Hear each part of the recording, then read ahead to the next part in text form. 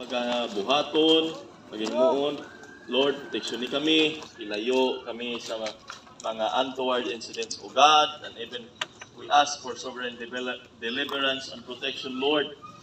Amo sang giampo, amo lang itong amahan nga padayon kami nga isip usa ka banay magtumo unta kami sa among espirituhanon nga pagpanginabuhi. Pag pinaagi nini mga tigom maghatag kini og kadasig adto sa among kaigsuonan nga Lord usahay bation nila ang kaluyahon sa pagpangalagad kanimo, but Lord indeed matinud-anon ka sa among kinabuhi.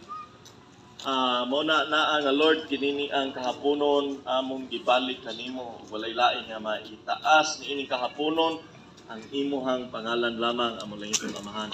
Father God, we give thanks to you as we listen your word today.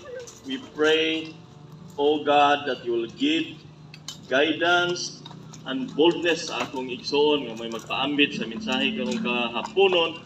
Lord, puno siya sa sa dihog sa balaang Espiritu Santo. Father God, panalangini si Father Max Baino, O Lord,